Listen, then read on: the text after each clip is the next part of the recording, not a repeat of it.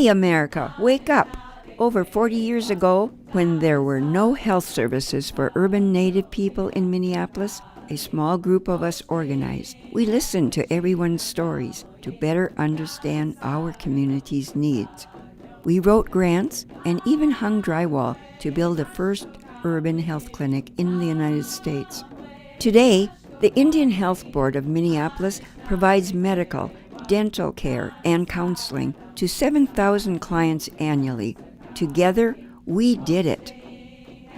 For all my life, I have been a community organizer and advocate for Native people in the Twin Cities and the state of Minnesota.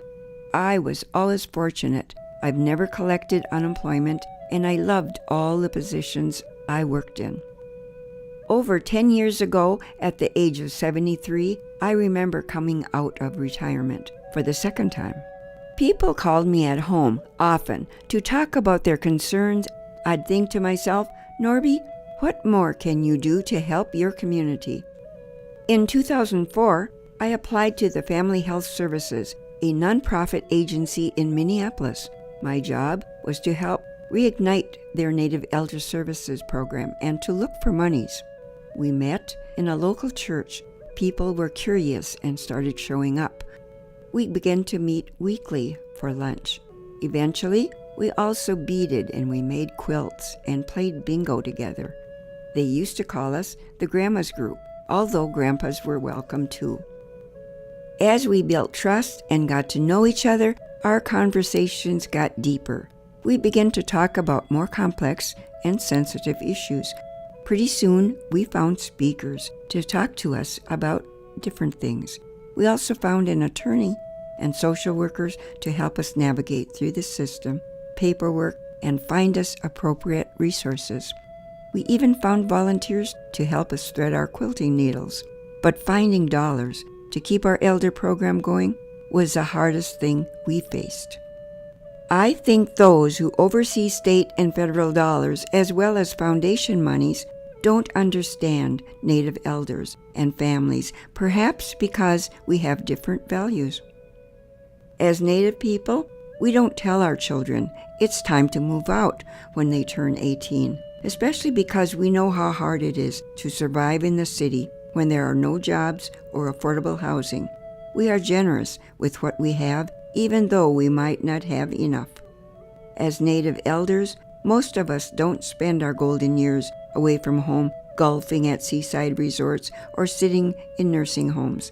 Instead, we choose to help in nation building. We spend our time and energy strengthening the spiritual and cultural fabric of our people. As Native people, we have a longer view. Our life savings are our children and grandchildren, not just retirement funds sitting in pensions or 401k accounts. We know the survival of our unique languages, values, and teachings lie within our future generations, and we must live in a good way amongst them. As Anishinaabe, we live by our 7 grandfather teachings. We feel pride in who we are, and we must live our lives in Minnow Bimadaziwen. At one time, we had a village to help raise, feed, and clothe our children and grandchildren. Today, times have changed, but we still need a village. A village that will not only help raise the children, but also support the elders who are raising our children and grandchildren. Yes, it might be difficult to stay up late with our grandchildren or learn how to work on computers, but we can do it if it means passing on our beautiful teachings. We learn from each other. Both grandchildren and grandparents are true blessings. We need more state, federal, and local agencies, health providers, and caseworkers to better understand and respect our elders. Sometimes I don't think they sit down long enough to really listen.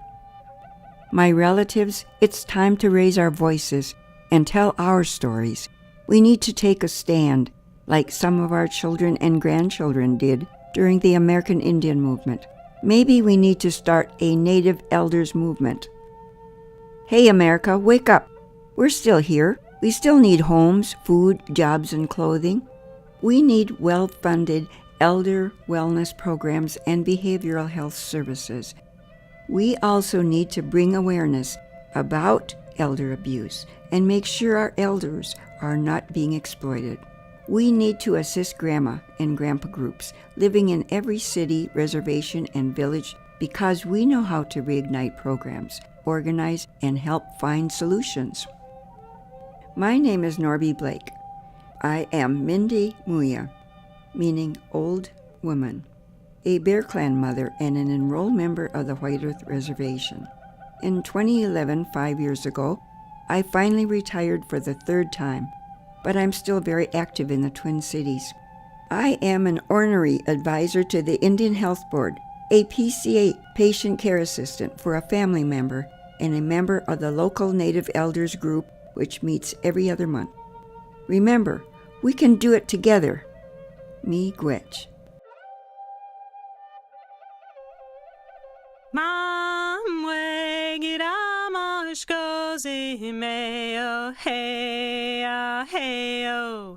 Nijwa sing skure gibod wadwe wat. Buchigonish na bem young. Min obim adzi young. Min obim adzi young. Oh hey oh. Nijwa sing skure gibod wadwe wat. Buchigonish na bem young. Min obim adzi young. Min obim adzi young. Oh hey oh. Mam we gidamash goes oh hey oh.